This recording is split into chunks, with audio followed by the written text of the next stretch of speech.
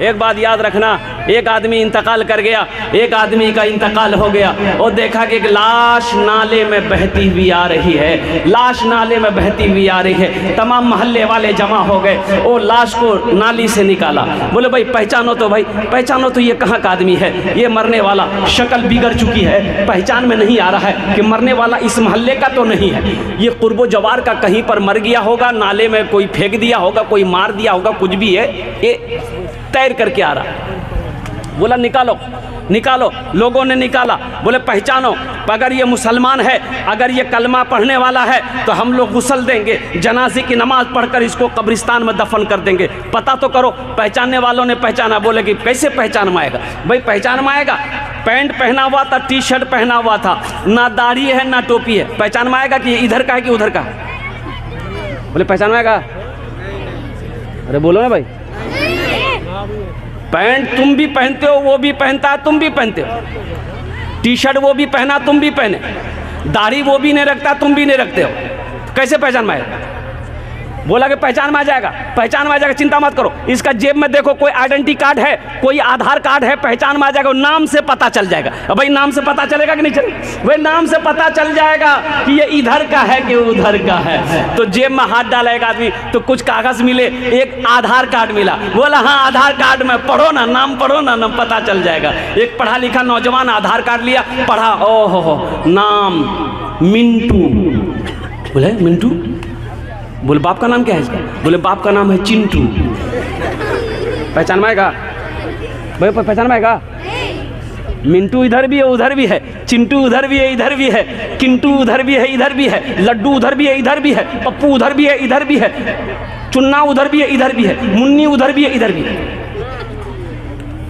बोला समझ में नहीं आ रहा है कि ये इधर का है उधर का है, तो कैसे क्या होगा? तो एक बूढ़े मियाँ थे, परेशान मत हो, एक रास्ता और है चेक करने का, उससे फाइनल हो जाएगा कि ये इधर का है कि उधर का है। अब वो रास्ता क्या है हम नहीं बोलेंगे, आप लोग समझ ही गए होंगे। है रास्ता है, रास्ता है पहचानने का।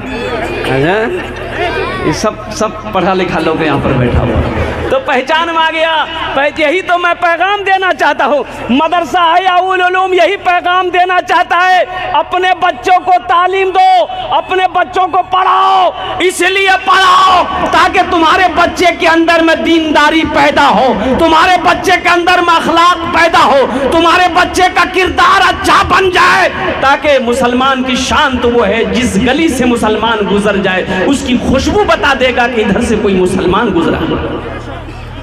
मुसलमान की शान तो ये होनी चाहिए कि जिस गली से मुसलमान गुजर जाएगा उसकी खुशबू बता देगा, उसकी महक बता देगा कि इधर से कलमा तैयबा ला इलाहा इल्लल्लाह मुहम्मदुर रसूलुल्लाह का पढ़ने वाला गुजरा।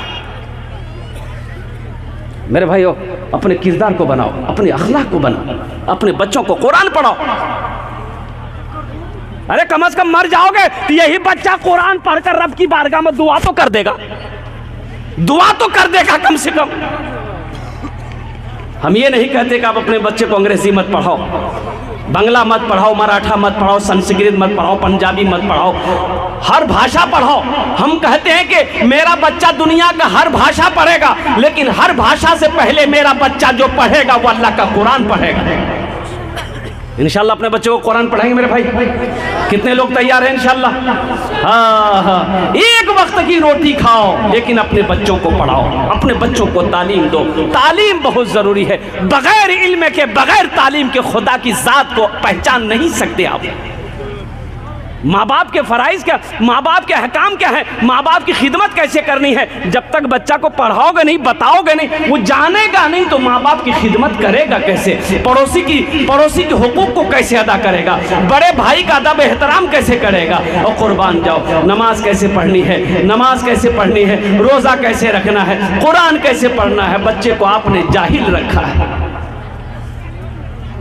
इसलिए मेरे बच्चों पढ़ना, एक बात याद रखना, एक टाइम भूखा रहना पड़े तो मेरे बच्चों भूखा रह जाना, लेकिन तालीम ज़रूर हासिल करना, पढ़ना ज़रूर। चाहे मदरसे में, सबसे पहले मदरसे में पढ़ो, पहले कुरान पढ़ो। जब कुरान पढ़ चुको तो फिर दुनियावी तालीम हासिल करो। अगर करना चाहते हो, इंजीनियर बनो, प्रोफेसर बनो, डॉक्टर बनो, मास्टर बनो, साइंसदान बनो, जो बनना है बनो, लेकिन सबसे पहले अल्लाह का कुरान पढ़ो।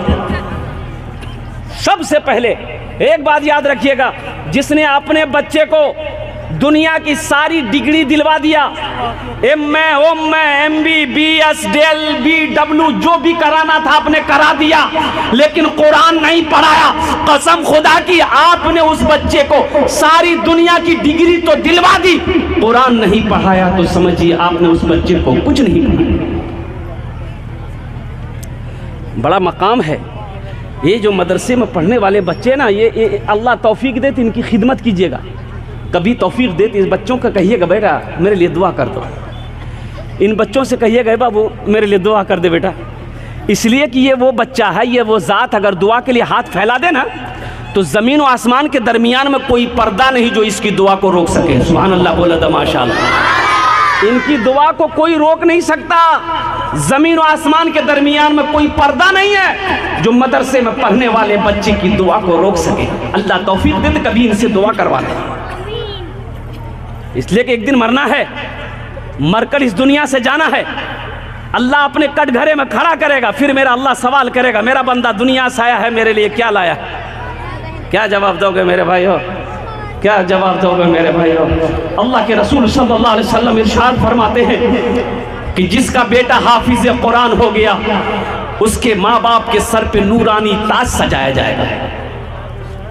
अब वो ताज कैसा ताज होगा और कुर्बान जाइए, हज़रत मुआज़ बिन जबल रज़ी अल्लाह अन्हु रावी सहाबी जल्लुल क़द्र सहाबी वो फरमाते हैं कि अल्लाह के रसूल ने फरमाया कि उस ताज के अंदर में इतनी रोशनी होगी कि सूरज की रोशनी फीकी पड़ जाएगी। तो अहले महशरियों पूछेंगे अल्लाह के फरिश्ते से कि अल्लाह के फरिश्ते ये कौन है?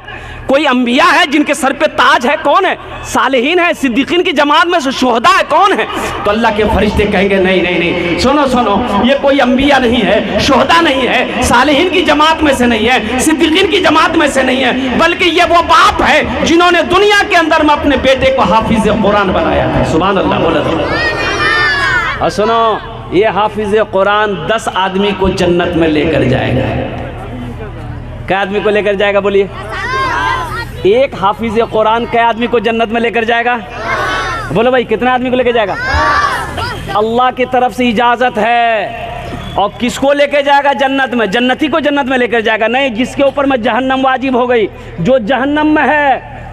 ये जन्नत वाले जन्नत में जा रहे होंगे, जहन्नम वाला जहन्नम में है। ये हाफिज कुरान रुक जाएगा, अल्लाह कहेगा क्या हुआ? जा। कहा कि या अल्लाह मैं ये देख रहा हूँ दुनिया में इन्होंने मुझे कपड़ा पहनाया था, या अल्लाह इन्होंने मुझे खाना खिलाया था, या अल्लाह मेरे पढ़ने की ताकत नहीं थी, इन्होंने अपना पैसा से मुझे पढ़ाया था, या अल्लाह। तो अल्लाह कहेगा कि तू चाहता क्या है? कहा कि या अल्लाह मैं जन्नत में जा रहा हूँ, मैं चाहता हूँ कि मैं इसे भी जन्नत में लेकर जाऊँ। तो मेरा रब इरशाद फरमाएगा फरिश्तों से, इसको जहन्नम से निकालो।